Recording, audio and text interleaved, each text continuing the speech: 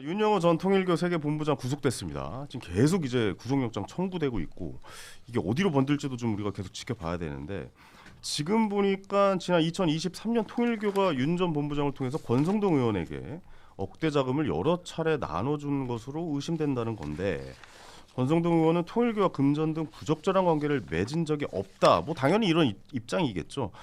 자, 이거 어떻게 보시는지 김준일 평론가님 한번 한 말씀 해주시겠습니까? 이게 이제 어떻게 알려주면 그동안에 이제 추론과 뭐 이런 뭐 기존에 있었던 정보들을 가지고 했다라면 이게 조금 구체적으로 나온 게 그 윤영호가 구속이 되면서 구속영장에 그 권성동 의원의 혐의가 일부 적시가 된 거거든요. 네네. 거기에서 이제 나온 게 억대 불법 정치자금 수수를 했다. 그리고 2022년 10월 달에 수사 정보를 통일교 쪽에 흘렸다라는 거예요. 근데 이제 이게 무엇에 대한 거냐? 구체적으로 나와 있지는 않지만은 2022년 6월에 한학자 총재 등이 해외 불법 원정 도박 600억대를 했다라는 걸로 그때 경찰이 수사에 착수를 했어요. 네네. 근데 한 4개월밖에 차이가 안 나니까 대략 그거를 가지고 근데 이거 결국 무혐의 나왔거든요. 네. 그러니까 그래서 이게 단순히 수사 정보를 흘린 정도냐? 아니면은 아예 정권 실세들이 개입을 해가지고 이거를 무마를 한 것이냐 이런 유의 것들이 굉장히 많아요. 통일교가 2019년에도 그때는 이제 중앙지검장이었죠. 그때 무슨 일이 있었냐면은 통일교가 그 자기네 건축물 뭐 이름 까먹었나 그 하얀색 있어요. 가평에 있는 거 네, 그거 알아요. 불법 네. 건축을 해가지고 그거 포함해서 여러 개를 해가지고 2천억대의 비자금을 조성했다라는 거를 수사기관이 조사를 하고 있었는데 그때 소위 말해서 이제 낙천 선생 보면은 통일교 화살표 윤석열 이렇게 해가지고 그게 결국은 수사팀이 교체가 되고 윤석열 온 다음에 그 다음에 이게 무혐의가 나요. 그것도. 그러니까 이런 식으로 통일교가 불법적인 일을 했을 때 정치권에 줄을 대가지고 그게 검사든 정치권이든 뭔가를 해결하려고 했던 유구한 역사들이 있는데 거기에 소위 말하는 윤핵관이 지금 끼어 있다. 그래서 그러니까요. 예, 저는 이제 지금까지 압수수색을 한 6명 당했거든요. 국민의힘 의원들이. 이제 조만간 체포동의안 날아오겠다. 구속되겠다. 국힘도 예, 그게 시작되네요. 1호가 권성동 권성동 의원 가능성이 상당히 높아지고 있다. 지금 강릉에 먹구름이 끼고 있다. 뭐 네. 이 정도로 보고 있어요. 아니 네. 전체적으로 돌아가는 그림을 보면 사실 칼날이 권성동 의원으로 좀 향해서 가고 있는 것 같긴 해요. 지금 이제 뭐 이상민 전 장관도 구속영장 청구가 됐고 지금 이 방향이 이렇게 하고 있는데 이제 커피를 좀 드리면서 이제 장해찬 이렇게. 최고에게 여쭤볼게요. 근데 이제. 제작진이 나한테 왜 잘해주나 제가 대본을 잠깐 분석해봤더니 네. 오늘의 분량의 90%가 특검 이야기고 정치 현안이 10%도 안 돼. 네. 이거는 나를 불러놓고 샌드백하라고 지금. 지금 거의 국힘 얘기예요. 내 대본을 제가 안 읽고 보통 나오는데요. 통상 얘기는 왜 안 하는 거야? 다음부터는- 이거 나라가 제일 중요한 얘기인데 다음부터는 통상 얘기. 대본 읽고 이러면 저 잠수 탑니다 진짜. 통상 우리 협정 맺은 거는 사실 깔 게 없어. 다 깐다잖아 저희가. 예. 여기 깔게 깔게 많을 텐데. 너무 많은데. 지금 코스피 정도야. 떨어지고 있는 거 안 우리 보이세요? 객관적으로 생각해 100억 봅시다. 번 거 맞아요? 주식 많을 텐데 지금 코스피가 폭락하고 있다고요. 객관적으로 1번 정도만 하면 그냥 넘어갈 수 있는 선이에요. 외환 보유고가 일본의 절반이야. 저기 최고 GDP가 예, 절반이야. 장희찬 우리 최고 이걸로 넘어가자. 질문이 이거 아니야. 맞아. 질문이 이게 아니라 지금 통일교와 권성동 의원의 관계에 대해서 궁금해하는 분들 굉장히 많거든요. 아니, 근데 국민의힘이랑 좀 연관성이 있어요. 어때요? 저는 예. 진짜 몰라요. 왜냐하면 저는 목사님 아들이거든요. 그러니까 개신교 목사님 아들이라서 무슨 상관이에요? 네, 이름이 예수 찬양이에요. 깜짝 놀라겠네. 그래요? 그래서 뭐 통일교니 진짜로? 신천지니 하는 이야기에 잘못 그 사람들이랑 만나기만 해도 저는 집에서 호적이 파이는 입장이기 때문에 저희 아버지가 또 그 교단에서 이단 심판관을 하셨어요. 네. 그 목사님 중에 그런 특별 직책 같은 게 있는 분이라 저는 아예 뭐 이 티테이블 같은 것도 못 해요 그분들이랑도. 근데 나는 상관없다. 진짜 일단. 모른다. 나는 상관없다. 그렇게 해가 커피 다시 주세요. 뺏어야겠네. 아니, 별 그리고- 얘기 안 하네. 예. 저는 아마 이동훈 의원님도 아마 잘 아실 텐데 초창기 소위 말하는 윤핵관 권력 구조에서 정권 잡은 이후에 권성동 원내대표는 좀 밀렸어요. 그 당시에 그때 권장 갈등이 막 붙고 하면서 사실 사실은 이제 권장윤이라 그래가지고 넘버원이었는데 밀렸죠. 장재원 장재원 의원이 치고 장재원 나가고 의원이랑. 권장 사이가 안 좋아지고 권장 갈등이 되게 기억납니다. 공공연하게 막 기사 나고 맞아요, 하면서 맞아요. 막 되게 안 좋았어요. 그리고 그 여파로 장재원 의원이 지지했던 김기현 전 대표가 당 대표에 출마하고 권성동 원내대표 같은 경우는 당 대표 출마하는 게 진짜 정치적 어떤 꿈이었는데 네. 출마를 되게 접었어요. 그 과정에서 되게 마음도 많이 다치고 했기 때문에 제가 구체적인 내용을 모르니까 제가 드릴 수 있는 말씀은 만약 통일교 측이든 어디서든 이 2023년이라는 시기에 자기들이 정권 핵심부랑 연결돼서 뭔가 청탁을 하고 싶었다면 그게 이미 여의도에서 되게 공공연하게 이 권장 갈등에서 권위 그 당시엔 밀리고 쓴소리하다가 좀 권력 주변부가 됐다는 건 알려진 사실이어서 네네. 과연 이 머리 돌아가고 돈 많은 사람들이 권성동 원내대표를 그 루트로 썼을까? 그게 저는 시기적으로 좀 안 맞는 것 같아서 이거를 지금 단편적으로 그래, 다 아니 근데 신뢰하기 저는 힘들다. 개인적으로 생각해보니까 통일교가 사실 일본 쪽에 신도들이 많잖아요. 그러니까 일본 쪽에도 돈 거치는 것도 사실 많다라고 봐야겠죠. 근데 일본 쪽에 아베 그 저격 사건으로 인해 가지고 약간 좀 극단으로, 그러니까 지금 좀 계속 지금 판결이 나고 있는 상황인데 1심에서는 유죄가 확정이 됐고 거기서 유죄 확정되면 그 퇴출되는 거거든요. 그러니까 조급해지니까 한국에서라도 어떻게 하면 줄을 대서 좀 뭔가를 만들어내겠다 해가지고 정권에 이렇게 좀 줄을 댄 건 아닌가라고 생각이 돼요. 그렇게 봐야죠. 예. 그 통일교가 뭐 전반적으로 좀 일본이나 미국에서 좀 위기 상황이다 이런 얘기들이 많아가지고 그 정권 교체 시기, 그러니까 대선을 앞두고 자기들이 이제 줄을 찾았던 것 같아요. 네. 그게 이제 저도 뭐 이제 사실은 그 윤영호 본부장 얘기를 좀 미리부터 좀 들었는데, 그러니까 이분이 사실 통일교 내에서 그 한학자 총재 양아들로까지 불릴 정도로 굉장히 실세였고, 네. 근데 나이가 굉장히 젊어요. 78년생 정도 되니까 지금 48 정도 되잖아요. 그러니까 굉장히 이분이 수완이 좋은 분인 건 분명한 것 같아요. 그러니까 이분이 여러 방면으로 아마 이 정권에 줄을 대기 위해서 했던 것 같은데, 그게 우리가 이제 알고 있는 건진법사를 통해서 한 게 있고, 그리고 또 다른 루트로 이제 정권 실세로 알려진 권성동 의원을 통해서 접근을 한 것 같아요. 네. 그래서 이제 이분이 이제 이 수완이 좋은 분이라고 말씀드렸잖아요. 그래서 제가 들은 바로는 그 굉장히 이렇게 잘 메모를 많이 해놓은 기록을. 그래서 이 돈을 줬다는 기록, 이게 현금을 줬다는 건데 이게 사실은 1억이라 그러는데 이게 분명히 이제 윤영호 본부장이 그 특검 가가지고 다 진술을 한 거거든요. 네네. 그거 다 찾았을 거예요. 특검에서 그 기록 같은 걸 다 찾았을 거예요. 그랬을 때 권성동 의원이 이제 본인은 이제 부인을 하고 있지만 거기에 대해서 이름이 나왔을 것이다. 거기에 기록이나 이런 메모에 다 있을 겁니다. 윤영호 본부장의 평소 행태나 습관 이런 걸로 봤을 때는 기록을 다 해가지고 구체적인 정황을까지 이제 뭐 얘기를 한 걸로 제가 들었는데, 뭐 한학자 총재한테 어떻게 받아가지고 뭐 돈을 어떻게 했다 뭐 이런, 그러면은 그걸 갖다가 이제 권성동 의원은 부인을 하고 계시니까 그 부분에 있어서 이제 앞으로 그 공방이 벌어질 거예요. 네. 제가 봤을 때 이거는 기소는 아마 할 것 같은데 기소가 될 여기서 것 재판 같다. 가가지고 네. 그 진짜로 그 돈이 오간 정황들을 가지고 판단을 하거든요. 재판부에서.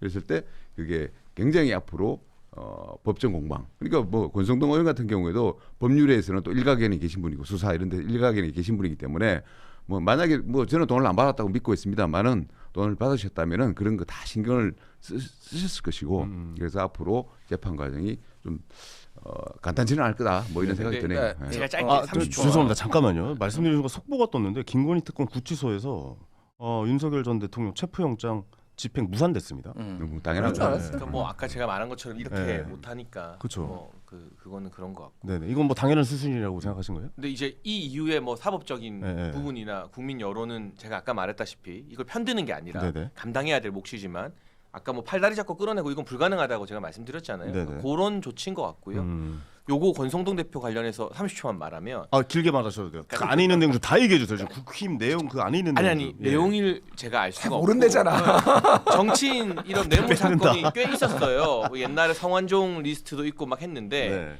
이게 기본적으로 압색이나 이런 게 구속영장 청구 전에 먼저 절차가 들어가요. 그럼 이제 특검이 이제 권성동 대표 사무실이나 이런 거 압수수색을 하겠죠. 네네. 근데 어떤 물증이나 이런 게 확보되지 않고 지금 일방 진술이잖아요. 이 윤모 씨의. 그렇죠. 그러면 구속영장 발부까지는 안 가요. 그럼 기소를 하더라도 우리 이동훈 대변인님 말씀처럼 불구속 상태에서 법적 공방이 있을 텐데 줬다고 하는 사람, 근데 이거는 법리적인 설명을 드리는 거예요.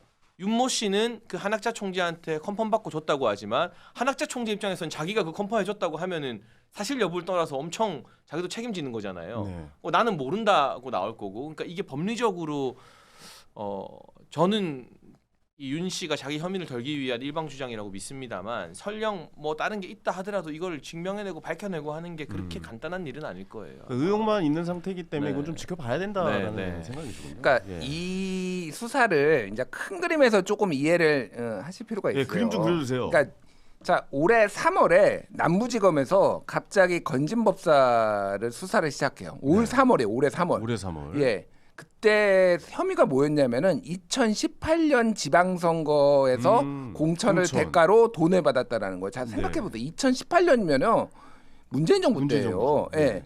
그럼 왜 갑자기 건진을 이걸 했느냐? 제가 그때도 방송에 나왔지만 조만간 권성동 치려고 하는구나. 제가 이렇게 얘기를 했어요. 권성동과 이철규를 치려고 하는구나. 그러니까 왜 그러냐면 그때 검찰의 입장에서 보면은 아직 윤석열이 탄핵은 안 됐어요. 그러니까 아직 윤석열 정권이에요. 근데 정권은 끝나가고 있어. 그리고 검찰이 엄청나게 압박을 받고 있어. 지금 왜 제대로 수사도 안 하느냐라고 이렇게 얘기를 하는 상황에서는 일단 걸쳐놓는 거야. 그러니까 2018년 걸로 건진에 불러다가 건진에 황금폰 하고 그럼 당연히 2018년에도 문재인 정부 때도 건진이 이 정도의 공천의 영향력을 행사를 했으면은 네. 네트워크 본부장까지 한 윤석열 정권 때는 어떻게 했겠느냐. 우리가 안 봐도 비디오잖아요. 그러니까 그러면 거기서부터 이제 시작이 될 거다. 그러면은 누가 나오겠냐? 윤핵관들이 나올 수밖에 없다. 그게 이제 제일 순위가 권성동이다. 제가 이제 그렇게 예언을 했어요. 그러니까 그 당시에 다른 방송에서 그러네요. 이제 그 시나리오대로 가는 거예요. 그러니까 이게 이제 특검으로 넘어갔지만은 그렇게 된 거고. 자, 이 통일교 입장에서 봐야 돼요. 그러면 통일교 입장에서는 현안들이 되게 많았어요. 그러니까 이런저런 현안들이 많아서 뭐 캄보디아 ODA도 늘려야 되고 뭐도 해야 되고 그런데 타겟팅이 다 다른 거예요. 그러니까 예를 들면은 그런 류의 것들 막 이를테면은 막 예산을 늘린다든지 이런 거는 김건희랑 직거래를 해야 되는 상황인 거예요. 그러니까 그런데 수사 정보라든지 이를테면 이런 거는 이철규 경찰 출신, 권성동 검찰 출신 이런 것들은 권성동이나 이쪽에 이제 할 수가 있는 거예요. 그러니까 각 타겟팅이 다르니까 건진을 통해서 김건희도 포섭하고 권성동도 포섭하고 이철규도 포섭하고 이런 라인으로 지금 가고 있다. 그게 하나씩 밝혀지고 있다. 이렇게 보시면 될 것 같아요. 그리고 네. 다음 타겟은 누구라고 보세요? 그러니까 권성동 의원이 지금 1타고 이철규. 그다음에 이철규예요. 제가 보기에는. 그다음에 이철규, 그다음에 윤한홍 이런 식으로 이제 점점 윤핵관들 한 명씩 그렇게 다 유저가 나올지는 모르겠어요. 이거는 재판을 가봐야 되지만 어쨌든 타겟팅은 그런 식으로 돼 있다. 한쪽은 건진과 김건희 쪽으로 이제 보고 있는 거고 한쪽은 이제 윤핵관들을 지금 타겟팅을 야, 하는 거예요. 그림이 네. 잘 딱 그려지네요. 저 요 그림에 네. 좀 지우개 좀 드리려고 제가 밥값을 해야 되니까 지우지 말고 그림 찢어요. 네. 네, 찢어주세요. 네. 있으면 제가 그건 우리 대통령께서 잘하시는 건데 저는 경로하면서 이렇게. 찢는 거는 전문은 아니고 치륜 맞아요? 네. 치륜 맞아? 아니 이재명 대통령이 잘하는 거고 찢는 거 하면 이재명 대통령이죠. 네. 예, 여기 저 이야기에서 무슨 말씀을 하시는 겁니까? 예, 네. 말씀하십시오. 예. 아니 일단 그 건진과 친한 윤핵관이 있기는 합니다만 권성동 대표는 아니에요. 그거는 이제 초기에 또 다른 분이 있어요. 내가 나중에 방송 끝나고 적어드릴게. 근데 그래서 건진 타겟이 권성동 대표로 연결되는 거는 저는 조금 맥을 잘못 짚고 뭐가 안 나올 거다. 네네. 그거는 건진이랑 오랜 관계가 있는 윤핵관은 또 따로 있다. 그리고 현재 수사 선상이나 이런 어떤 언론 보도에도 이철규 의원은 등장 안 하고 있으니까 네. 지금 뭐 그 사람도 엮일 거다라고 하는 거는 좀 위험한 추론일 수 있고 이 건진법사 수사는 그 코인 범죄자를 남부지검이 잡으면서 시작된 거거든요. 가상화폐 관련. 근데 얘를 잡아다가 수사하니까 얘가 살고 싶어서 일종의 플리바게닝을 시도해요. 영화에 많이 나오잖아요. 내가 이거 불 테니까 나 좀 깎아달라. 그렇죠. 그래서 얘가 자기가 건진 공천 헌금 심부름했다는 진술을 언제 하냐면 남부지검에 작년 8월에 했어요. 탄핵이고 계엄이고 한참 전이에요. 근데 남부지검이 그거 갖고 묵히고 수사 안 하다가 계엄 터지고 탄핵 딱 맞으니까 이거 이제 까야지 하면서 건진 소환 조사하면서 이제 이게 시작된 거거든요. 네네. 그러니까 이제 그런 흐름으로 이렇게 건진을 잡으려고 잡은 게 아니라 갖고 있다가 남부지검이 묵혀두다가 탄핵 터지니까 이렇게 시작된 거고 여기서 무슨 말을 하고 싶냐면 작년 8월에 이 코인쟁이한테 이 진술을 듣고도 묵히고 있다가 시기 봐서 수사하는 검찰은 해체돼야 된다. 진짜 검찰은 나쁜 놈들이다. 검찰을 제일 잘 이용했었죠. 저는 검찰한테 악감정이 아주 많습니다. 이거 검찰 출신 한동훈도 싫지 그래서. 난 진짜 검찰 다 해체해야 된다. 그럼 여야가 다 검찰체를 외치고. 그러니까. 딱 하나 민주당에 찬성하는 게 검찰개혁. 검찰 개혁이야. 알겠습니다. 이 이야기는 좀 지켜봐야 될 것 같아요. 왜냐하면 김준일 평론가께서 그림을 저는 김준일 평론가를 이래서 시사 방송에서 진짜 엄청나게 많이 쓰는구나라는 걸 느꼈는데 제 머릿속으로 좀 정리가 좀 된 것 같은데 요거는 한번 저 그림대로 가나 아니면 어떻게 좀 수사가 진행이 되는지 좀 지켜봐야 될 것 같습니다. 홍준표 전 대구시장이 2021년도 국민의힘 대선 후보 경선에서 신천지와 통일교의 도움으로 윤 후보가 대선 후보로 선출됐다 이렇게 폭로를 했는데요. 우리 김은지 기자님 보시기에는 이게 파장이 좀 상당히 클 걸로 보이는데 어떻게 보십니까? 좀 놀라긴 했어요. 홍준표 전 시장의 이야기가 얼마나 뭐 이렇게 신빙성 있는지 좀 확인을 해보긴 해야 되겠지만 네. 물론 근데 굉장히 디테일한 이야기들을 하고 있거든요. 본인이 직접 겪었다라고 한 말을 하면서 대구시장 재직 시절에 2022년 이만희 씨를 만났었고 별장에서 만났다라고 정확하게 이야기를 하고 있고요. 거기서 이제 10만 당원을 국민의힘에 가입시켰는데 왜 윤석열 씨를 도왔냐면 압수수색을 2번이나 막아줬기 때문이다라는 식의 이야기를 자기가 직접 들었다라고 하는 것이거든요. 그래서 이 정도 이야기를 하는 것이면 사실 홍준표 전 시장이 직접 특검에 좀 출석을 해가지고는 사안을 좀 진술해야 되는 게 아닐까라는 생각이 들기도 하고요. 페이스북에 올렸기 때문에 그 이후에 책임지는 이야기들을 좀 계속해서 근거들을 좀 제시하고 이 이야기의 좀 주장들을 좀 덧받침할 것들을 근거를 세우는 게 되게 중요하지 않을까라는 생각이 듭니다. 예. 장소님 이 얘기가 사실 어느 정도 신빙성이 있을까요? 100% 신빙성이 있죠. 오, 진짜요? 그럼- 100%. 저는 직접 경험했어요. 아, 어떤 경험을? 그러니까 특정 종교 단체가 네. 국민의힘의 대선 후보 경선이라든지 대선에 개입한 거를 제가 직접 경험을 했어요. 이야, 네. 결과 바뀌어요 그러면? 결과가 그러니까 전당대회? 저는 경선 때는 경험을 못했고 직접적인 경험은 못했고 그건 얘기만 들었고 네. 제가 이제 대선을 뛰었을 때 네. 그쪽에서 상당히 깊숙이 개입을 했었죠. 그쪽이 어디예요? 그러니까 지금 말씀하신 홍준표 전 시장이 말씀하신 그 단체들 그런 데서 신천지. 예, 그 제가 그러니까 이 부분 구체적으로 얘기하면은 또 김은지 기자님이 특검에 출석해서 또 참고인 조사 받아야 된다 막 그럴 것 같은데 하여튼 이전에 대통령 그 시절에도 선거 시절에도 이런 게 있었어요. 그러니까 구체적으로 말씀드리긴 좀 어려운 게 제가 직접 경험을 했기 때문에. 이야. 그러니까 이거는 뿌리 깊은 거예요. 야. 그냥 이번 한 번으로 끝난 게 아니라 한 번으로 갑자기 신천지가 나 이번에는 윤석열 도와야지 그랬겠냐고요. 그 전부터 국민의힘의 어떠한 대선과 대선 후보 경선에 어느 정도 관계를 맺어왔기 때문에 이게 자연스러운 거죠. 야. 그러니까 침투해 있어요 다 곳곳에. 저 깜짝 놀란 게 2016년 그때 네. 2000 언제지? 16년 아니 2012년 대선 때 음. 되게 친하게 지냈거든요. 어떤 분?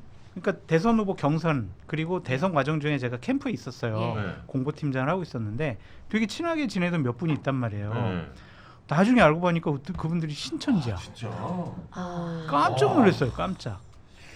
야. 그러니까 이거는 저는 직접 경험을 했기 때문에 네. 홍준표 시장님 말씀이 거의 맞지 않을까 그런 생각이 듭니다.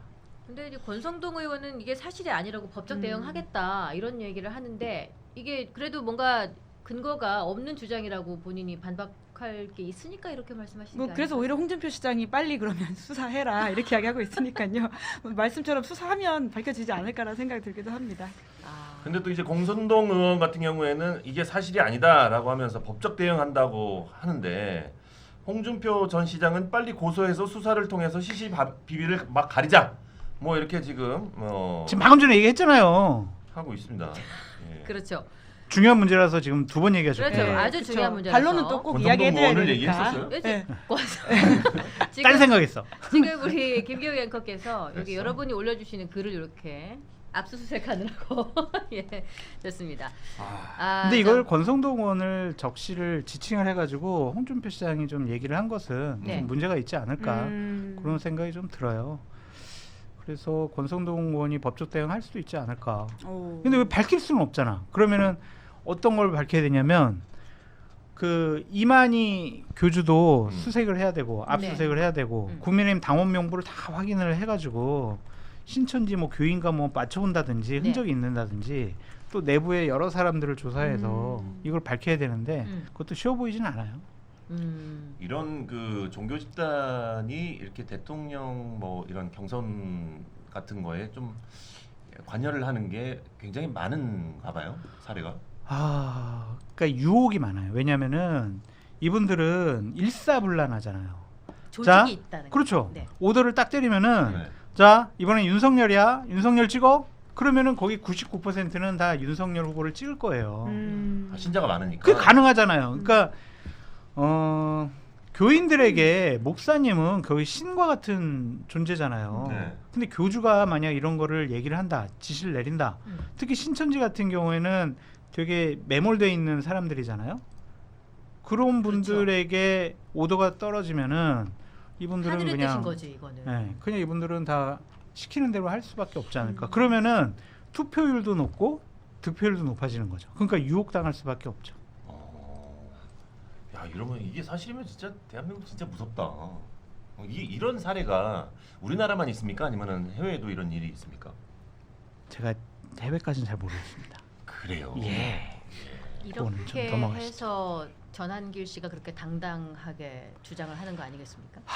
전환기 씨 같은 경우에는 다른 내가 쪽 밀어주면 종교단체 되는 그렇죠. 다른 종교단체랑 세이브 코리아 그쪽이랑 좀 음. 연관돼 있는 것 같고 거기가 좀 어디랑 좀 연관이 돼서 종교적으로 오염된 것이 아니냐 그런 얘기도 있거든요. 예. 이것도 한번 조사해봐야 될 것 같아요. 그분은 정치적으로 어떻게 나중에 출마하시려고 그러는 건가요? 뭐 본인이 그렇게 당 대표 출마하시고 하는 거가. 근데 지금은 이제 당원권이 3개월이 되지 않아서 전당대회 출마 자격이 없어서 이제 후보를 그냥 특정 후보를 밀겠다라는 취지의 이야기를 하고 있어가지고 이번 전당대회에서는 막후에서 실력을 발휘할 것 같고요. 일각에서는 한창 열심히 윤석열 씨를 돕고 있을 때 그러니까 대구나 이렇게 그런 곳에서 출마하려고 하는 게 아니냐라는 말이 나오긴 했었거든요. 예. 국민의힘 소위 꽂아주면 되는 곳에서. 근데 뭐 그거는 당권 구도가 누가 잡는지에 따라서 달라질 것 같긴 합니다. 경산 출마 예정. 거기 조지현 경산. 의원이 정말요? 지역인데요. 네. 이제 선거법 사건으로 좀 수사를 받고 재판이 진행 중이어서 내년 지선 때 보고. 옛날에 한국사 강사할 때 계속 뭐 그쪽에서 무슨 행사가 벌어지게 되면 후원도 많이 하고 직접 가서 인사도 하고 그랬다 하더라고요. 그래서 예. 정치적인 꿈이 있는 사람이에요. 꿈이 있으니까 이렇게 정치적인 메시지와 행동을 하는 거죠. 근데 이게 정치를 하다 보면은 누군가 조직적으로 밀어주는 게 참 중요하고 큰 힘이 되는데 이렇게 불법적인 이런 종교 집단의 힘까지 빌어서 그렇게 정치를 해야 되는지 그러니까요. 모르겠습니다. 그러니까 기본적으로 우리는 정교 분리가 되어 있는 나라인데다가 예. 특히 전화기 씨와 관련돼 있는 비판은 꼭 종교만은 아니잖아요. 굉장히 극우화되어 있어서 한국 보수를 건강하지 못하게 만들고 있다는 지점 때문이기 때문에 그 이야기를 같이 해야 되지 않을까 싶기도 하고요. 그러니까 단순히 불법이 아니면 그런 문제가 없느냐라고 했을 경우에 또 그것도 아니지 않습니까? 그러니까 10만 당원을 가입시키겠다는 것에 불법 소유가 사실이 없다라고 하더라도 우리는 계속 비판을 해야 될 수밖에 없으니까요. 네. 그거 좀 분리해서 좀 짚어야 될 것 같습니다. 알겠습니다. 그렇습니다. 예. 팀 얘기가 지금 안 나올 수가 없어요. 저는 개인적으로 저는 그런 생각입니다. 어느 한쪽이 무너지면 안 된다라고 생각을 하거든요. 어느 한쪽이 무너져서 어느 한쪽을 견제할 수 없는 상황이 발생하면 우리나라는 굉장히 큰 불행이라고 생각을 하기 때문에 양쪽이 균형 있게 발전하기를 진심으로 원하는 사람인데 지금 국힘을 보면 약간 안타깝긴 합니다. 그래서 전한길 씨 이야기를 안 할 수가 없는데 어때요, 장희찬 최고위원? 그 전한길 씨 당대표 후보 면접을 보겠다고 해서 논란이 됐는데. 근데 이게 제가 보니까 네네. 면접이라는 단어가 굉장히 자극적인데 자극적이죠. 그냥 유튜브도 여럿이서 당대표 후보자 모아서 대담하는 거더라고요. 전한길 씨 혼자 있는 게 아니라 뭐 고성국 박사님, 강영석 변호사, 또 성창경 전 기자 뭐 이렇게 대형 유튜버들이 모여서 대담 같은 거 하는데 그러니까 저는 왜 그 단어를 썼어요, 그러면? 모르겠어요. 그 면접이라는 단어가 어디서 나왔는지 전 잘 모르겠고. 그 단어를 쓴 거, 그 단어 선택이 중요하죠. 근데 어쨌든 예. 민주당 같은 경우도 국회의원 공천이나 뭐 전당대회 있을 때 김어준 방송 나가고 또 대형 좌파 유튜브인 뭐 이동영 작가 방송 나가고 이렇게 그렇긴 하거든요. 하죠. 예, 예. 그럼 그거를 이제 국민의힘이 그동안 김어준한테 면접 본다, 김어준한테 잘 보이려 한다고 많이 깠어요. 그러니까 똑같이 까는 거는 저는 감당해야 된다고 보이는데 똑같이 까이는 거. 네. 근데 이게 국민의힘만의 도드라진 현상이냐? 지금 어쨌든 매체 중심이 유튜브나 뉴미디어로 가고 강성 팬덤 위주의 정치가 좀 활발해지면서 양당 모두 강성 팬덤을 거느리고 있는 소위 좀 극단적이고 과격한 스피커들에게 잘 보이려고 하는 거는 몇 년 사이에 되게 오래된 현상이다. 근데 이걸 유독 국민의힘의 문제만으로 치환하는 건 되게 이 문제를 좁게 보고 국민의힘만 비판하는 게 되고 민주당이 원래 원조잖아요. 김어준한테 가서 막 거기서 큰절하고 막 개딸 얘기도 콘서트 있고 찾아가고 막 예. 하는 것들. 그러니까 이거는 이 문제를 지적하려면 한국 정치 나아가서 세계 정치가 왜 이런 흐름으로 가고 있느냐를 가지고 진단을 해야지. 근데 이거는 제가 말씀드릴 수 있는 게, 그러니까 뭐 그런 시기가 있어요. 뭐 그렇게 뭐 전당대회를 한다거나 그런 시기가 있는데 국힘은 현재 약간 재편을 해야 되는 시기잖아요. 근데 이 모습이 너무 부각이 되면은 국힘 입장에서도 이건 부담일 수밖에 없고, 그러니까 부담스럽긴 지금 이 하죠. 모습이 드러나지 않아야 되는 시기에 이것만 드러나고 있으니까 이게 문제가 되고 있는 거라고 보거든요. 어떻게 생각하십니까 거기에 대해서? 뭐 어쨌든 부담인 건 맞습니다. 그리고 뭐 국민의힘 입장에서 민주당도 김어준한테 그러는데 왜 우리한테만 그래라는 항변도 해야 되지만 할 수 있지만 네네. 어쨌든 시기가 안 좋고 또 잘 되는 집은 뭘 해도 넘어가는데 안 되는 집에 이런 이슈들이 막 등장하면 좀 부담스러운 건 맞죠. 그쵸. 근데 뭐 옛날에는 우리 김준일 평론가도 우리 국민의힘 대선 후보 면접을 봤거든요. 그때 기억납니다. 그때 진중권 교수랑 박영선 교수랑 네. 신선했어요 그때. 네. 예. 제가 여기서 김준일이나 전환길이나 이러면 싸우겠죠. 아무튼 뭐 싸워보자 뭐. 자 됐다. 뭐 해봐요. 그런 일들이 하세요. 있는데 예. 그러니까 우리 당 당원들은 예. 김준일, 진중권한테 면접 보는 것보다 음. 전환길, 고성국 박사한테 면접 보는 게 더 낫다라고 생각하는 분들도 많아요. 당원들이 그렇게 많이 생각한다는데 뭐 어떻게 할 거야? 그렇게 하면 이거 좀 이게 근데 막 던지지 마 좀.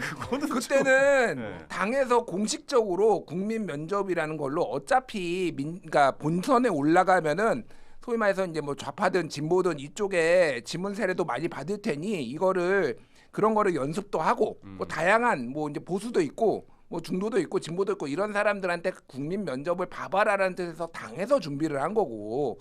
이거는 그러니까 김어준 방송 가는 거하고 차원이 달라요. 왜 그러냐면은 지금 이제 공동으로 한 거잖아. 지금 가수 이름만 들어도 웅장해져. 그러니까 그 멤버들이 전한길, 강용석, 고성국, 성창경 이런 사람들이 지금 와가지고 우파 보수 유튜버 뭐 좋게 보시는 분들도 있겠지만은 기본적으로 다 부정선거 음모론을 얘기하시는 분이에요. 그러니까 전부 다. 맞네요. 예. 그리고 다 윤어게인을 얘기하시는 분들이에요. 그러니까 이 당의 지금 정체성이 도대체 어디로 가고 있느냐 이거를 동일시 그러니까 김어준 가는 거하고 똑같이 저는 뭐 김어준 가는 것도 딱히 좋게 보지 않아요. 하지만은 그거는 그 당 그 유튜브에서 소위 말해서 모셔가는 거예요. 근데 이거는 지금 사상 검증하겠다라는 거잖아요. 지금 전환길이 나와서 처음에 뭐라고 했냐면은 친한계를 쫓아낼지 내가 물어보겠다. 이런 얘기를 먼저 예고를 했어요. 그러니까 너희 보수 우파 너 저거니까 당대표 후보니까 우리가 사상 검증하겠다. 이렇게 오만한 게 어딨나요? 근데 그거를 가서 쫄래쫄래 가는 장동혁은 뭐며 김문수는 도대체 뭐냐라는 거예요. 그러니까 이 당은 정말 어디까지 바닥으로 나락으로 갈 것인가. 이 당의 요즘 이미지는 딱 전한길, 신천지, 통일교 제가 만들었어요. 전신통일당이라고 이 당은 지금. 이거 어떻게 할 건가 이거를. 그러니까 그 아직 바닥을 안 봤어요 지금 국민의힘은. 좀 죄송한 말이지만은.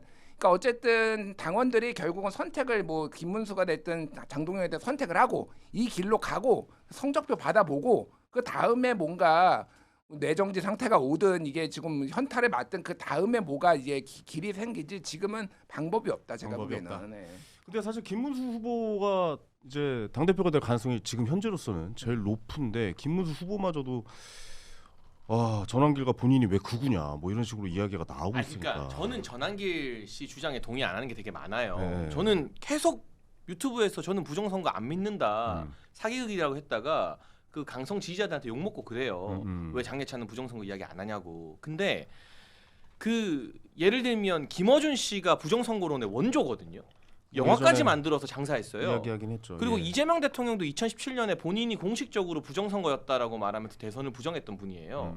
그러니까 이 부정선거라는 게 지는 쪽 일각의 강성 스피커들이 단골로 써먹는 소재예요. 그러니까 저는 동의 안 하고 이게 보수를 망치는 아젠다라고 봅니다. 빨리 여기서 극복해야 된다고 보지만 김어준도 이재명도 했던 부정선거 이야기를 조금 한다고 해서 그거를 이를테면 나쁜 주장이라고 말할 수 있지만 극우라는 단어를 이렇게 남발해도 되는가? 저는 극우라는 거는 인종차별을 하거나 폭력적인 수단을 동반하거나 주장 마음에 안 들면 우리가 쇠파이프 들고 가서 때리자 이게 극우라고 보는 거지. 네네. 이건 단어의 어떤 인플레가 전 너무 좀 심해졌다고 보고 그 차원에서 김문수 후보가 말한 거지 전환길을 지지하거나 전환길을 두둔하는 차원에서 왜 극우냐라고 말한 건 아니라고 봐요. 저는 이제 전환길 씨의 문제 그러니까 뭐 면접을 뭐 2달밖에 안 된 입당한 지 2달밖에 안 된 당원이 어떻게 면접을 보느냐 이런 문제가 아니고 그러니까 쟤들도 뭐 김어준이가 하는데 우리는 못하냐 이런 문제 이전에 진짜 보수가 뭔가라는 걸 좀 생각을 해봐야 된다고 생각합니다. 어느 선을 그어줘야 된다고 생각하는 게 뭐냐면은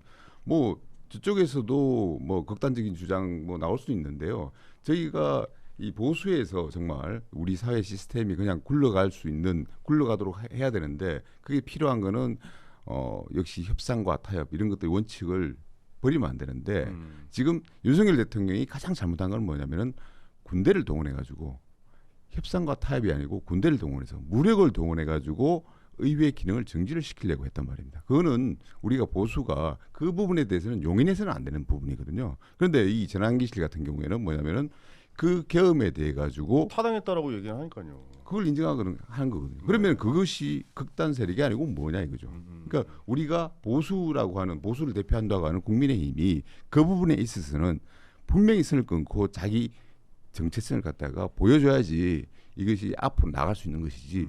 지금 계엄에 대해서 저런 식으로 타협을 해버리고 뭐 그럴 수도 있는 거 아니냐. 군대 동원할 수 있는 거 아니냐고 얘기해버리는 순간에 이거는 보수가 아닌 겁니다. 그야말로 우리가 이제 뭐 제가 이런 비유를 보수의 들지만 기준이 약간 좀 무너졌죠. 지금 그렇습니다. 그러니까 예. 우리가 그 제가 대선 때도 히틀러가 나가고 나니까 스탈린이 등장한다 뭐 이런 표현을 갖다가 쓰려고 했는데 너무 과격하다고 그런 거 쓰지 말라고 그래서 안 썼는데 이준석 대표는 쓰레기차가고 뭐 분뇨차가 등장한다 이렇게 얘기를 이제 조금 완화해서 표현을 하고 했는데 같은 맥락이에요. 그러니까 우리가 히틀러를 용인할 수 없잖아. 당연하죠. 우리가 같은 편이라고 해가지고 히틀러를 용인할 수 없지 않습니까? 네. 그런 면에서 이걸 갖다가 우리 전환기 씨가 얘기하는 걸 갖다가 어떤 다양성으로 무슨 스펙트럼 중에 극단의 스펙트럼도 우리는 받아들여야 되는 거 아니냐 식으로 얘기해서는 안 된다. 이거는 우리가 분명하게 차단해야 된다. 선을 꺼야 된다. 알겠습니다. 아니 지금 국힘이 저는 개인적으로 좀 걱정돼서 그러는데 김준일 평론가님 그 국힘 지지율이 지금 10%대로 내려갔잖아요.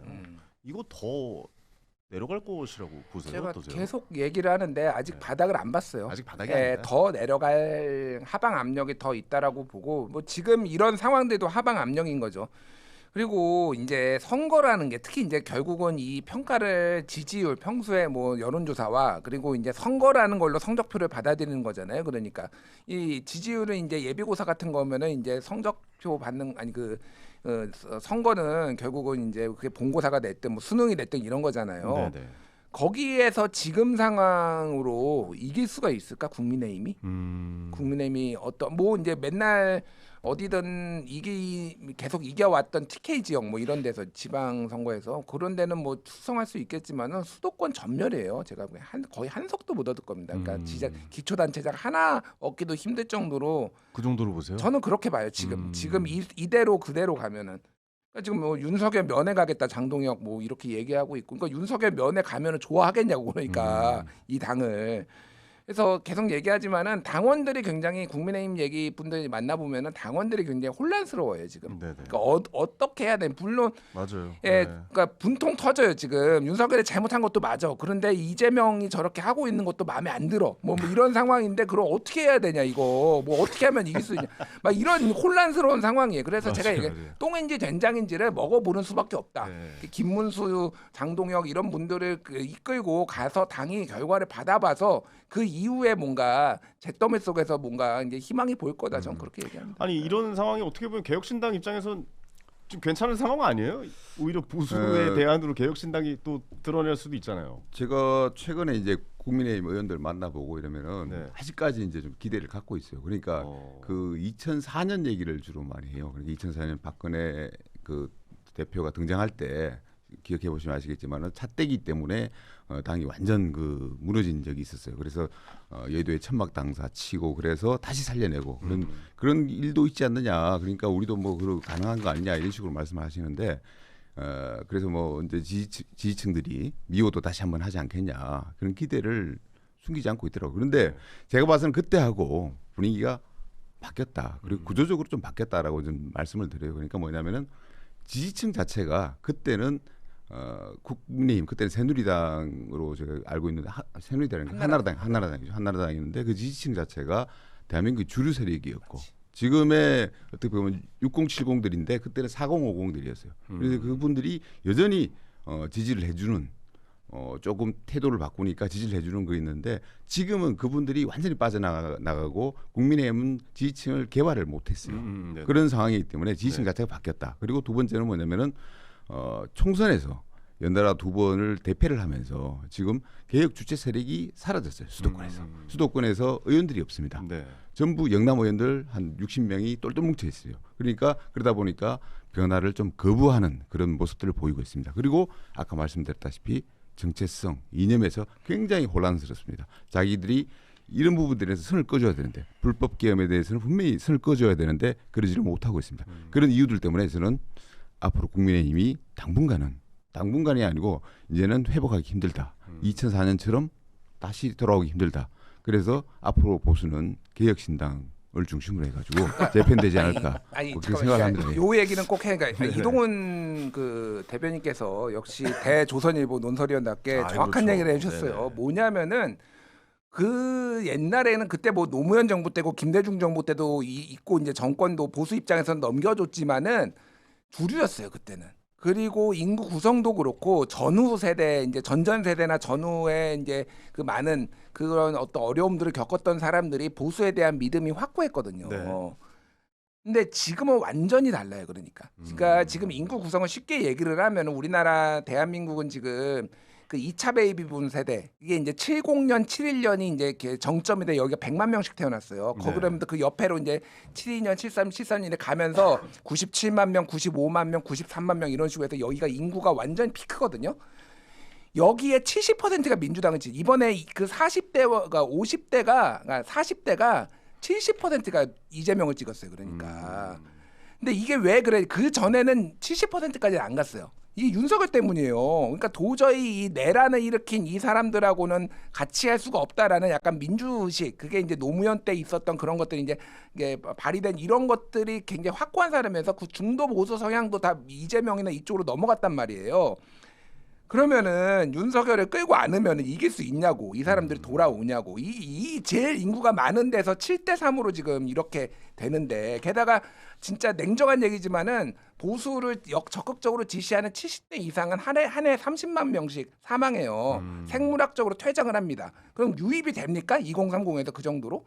안 돼요. 지금 인구가 줄어들고 있으니까. 인구도 줄어들고 어쩔 수 그 없죠. 예. 인구만큼도 아니고 2030도 보수화 됐다라고 하지만 반드시 그렇지는 않아요. 그러니까 남성과 여성이 또 다르고. 전에에 비해서 그런 거지. 그러니까 네. 지금 답이 없는 상황이에요. 보수는 진짜로 환골탈태하지만 안 되고, 큰 틀에서 보면은 개혁신당이나 국힘이 사실은 합당을 하는 게 오히려 가능성이 그나마 있는 건데, 그런다고 해서 지금 이 난장판 개판인 상황에서는 죽도 밥도 안 된다. 그러니까 제가 말했듯이 더 잿더미에서 이제 그나마 가능성이 보인. 지금은 그러니까 이런 표현이 있는데, 예전에 시장을 개발을 하는데 상인들이 이제 이거에 대해서 내 지분과 뭐 이거 재개발을 하려면 막 이렇게 막 난장판이 있어서 이게 한 10년이 이제 안 됐어요. 근데 이게 일거에 해소된 적이 있어요. 시장에서 불이 나가지고 잿더미가 됐어요. 그러니까 그런 복잡한 문제가 다 싸웠어, 없어지고 다. 그 다음에 이제 재개발이 잘 됐다라는 거예요. 지금 보수는 제가 보기에는 고쳤을 수 있는 상황이 아니에요. 제가 보기에는. 보수가 아니고 이제 국민의힘이 네, 보수 수준 단계가 아니고 이제 국민의힘 보수는 개혁신당이 있으니까요. 네, 장해찬 의원, 최고위원 좀 불편하실 것 같아요. 괜찮아요? 불편하진 않고요. 보수의 이야기를 좀 계속 하고 뭐 근데 있는데. 이게 객관적인 어떻게 진단이니까. 보세요? 진짜 어떻게 보세요? 뭐 두 분이 하는 이야기에 대체로 공감하는 편이고. 어. 근데 다만 목소리를 좀 내고 계시진 않아요? 당내에서? 저는 뭐 뒤에서 이제 방송하고 의원들이랑 계속 소통하고 조력하는데 네. 뭐 지금 당장에 직효약이 있지는 않고 그렇다고 저는 뭐 윤희숙식으로 뭐 혁신에서 다 나가라 하는 거 뭐 그럼 조경태 말 듣고 45명 다 내보내면 국힘이 삽니까? 그건 또 아닌 것 같고, 이 바닥을 찍고 올라오기 위해서는 물리적 시간이 필요하다고 봐요. 진통을 겪고 이렇게 해보니 안 되고 저렇게 해보니 안 되고, 결국에는 공천 개혁이나 혁신이라는 거는 총선 전에 가능하거든요. 그 어떤 정당도 총선 3년 남았는데 개혁하는 정당이 없습니다. 왜? 자기들 일자리가 남아 있으니까. 결국 총선 때 이대로면 나도 당선 안 되고 간당간당 하겠다 해야 이제 뼈를 깎는 혁신이 가능해지는 거라서 앞으로 한 2년 동안은 지방선거 이후 또 1년 더는 여러 가지 고민과 방향성을 타진하는 기간인데, 그 안에 저는 보수 정계 개편도 들어있을 거라고 보고 진통의 시간을 겪을 거고요. 다만 수도권 중심의 혁신이 필요하다는 것도 맞고, 동시에 저는 이번에 대선 보고 지난 민주당의 총선 보고 되게 부러웠던 게 네. 민주당은 1극 체제 아싸라게 밀어주더라고요. 우리가 맨날 언론에서 1극 체제 비판했지만 그냥 누가 주도권 잡으면 이재명 대표 중심으로 쫙 가고 거기 성적표 받아서 확인하고 안 되면 그 1극이 바뀌고 또 그렇게 지독하게 공천 공격을 받아서 날아갔던 박용진, 임종석 같은 사람들도 이번 대선에 이재명 대통령 돕더라고요. 그러니까요. 근데 국민의힘은 어느샌가 이 분열이 약간 DNA가 돼가지고 다 너무 잘난 분들 엘리트들밖에 없어서 곧 죽어도 그 계파 싸움 친이 친박 때부터 싸웠던 것들이 지금 또 친윤 친한 가고 뭐 이제는 친한 반한 가고 이게 정리가 안 되거든요. 그러니까 저는 그것도 좀 국민의힘이 새로 태어나는 과정에서 이렇게 계파 분열 거듭하는 것, 내부 네네. 총질이라는 것도 뭐 어떻게 보면 고질병화가 되어 있고 뭐 그런 부분에 대한 여러 가지 고민들과 여러 가지 시도와 모색들이 한 2, 3년은 더 있어야 될 거라고 봅니다. 2, 3년은 더 개혁에 있어서 좀 시간이 걸릴 것이다. 뭐 이렇게 말씀해. 요즘 그 김재섭 의원이랑 김용태 의원은 좀 단정하네요. 왜 이렇게 뭐 안 드러나고 있죠? 그래도 의정 활동 조용하고 열심히 있네요. 하고 뭐 답이 없으니까. 그러지 아, 답이 않겠어요. 없으니까. 뭐 그분들이 왜 모르겠어요. 지금 답이 없는 상황을 알고 있어요. 근데 저는 그런 건 좀 아쉬워요. 어쨌든 30대 기수로 국회의원이 된 거잖아요. 예. 30대 국회의원 중에 인지도가 제일 높은 게 국민의힘 내부에서는 김재섭, 김용태 쌍김이잖아요. 그렇죠. 그러면은 아사리판이든 뭐든 전당대회에 깃발 들고 나와가지고 당선이 안 돼도 좀 메시지를 내고 이 아젠다 제시를 하면서 정치인으로서 그 볼륨을 키워나가야 되는 건데 다들 너무 어려운 판에서 평론만 하니까 그러니까 그런 거는 어쨌든 김재석, 김용태 두 분한테 좀 아쉬움이 느껴지는 것 같아요. 그러니까 이준석 대표가 늘 하는 말이 이준석 대표가 제일 잘하는 게 뭐냐면 옆에 있는 사람 출마 부추기는 거거든요.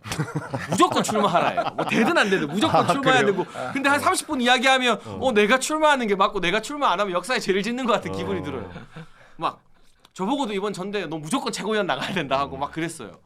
근데 그 말이 또 맞는 게 정치인은 결국 선거 피하면 못 그렇죠. 커요. 네. 한동훈 전 대표는 맞아야죠 이번에 정면으로. 출마 예. 안 해가지고 손해가 되게 막심할 거예요. 계산기 두들겨 출마 안 한 거지만. 그래요. 되든 안 되든 출마해서 아젠다를 던지고 평가받고 떨어지면 떨어지는 대로 되면 되는 대로 그렇게 해서 크는 게 정치인이지. 지금은 때가 아니고 시기가 아니고 기다리다가 그 다음번 기회에 절대 그 찬스가 안 오거든요. 그래서 저는 그 개혁을 주장하는 젊은 김용태, 김재석 같은 사람들은 이제 그 정도 인지도면 어려운 선거 나와가지고 저는 대표 나오고 막 해야 되는 게 맞다고 봐요.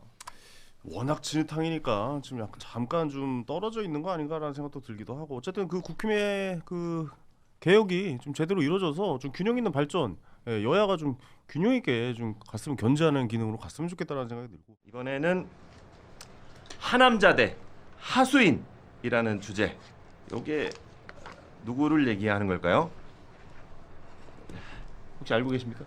권성동, 안철수 두 분 논쟁한 거 아닙니까? 누구야? 권성동, 안철수 의원 두 분. 정답입니다. 예. 하트 선물로 드리겠습니다. 여러분들 구독과 좋아요. 구독과 좋아요.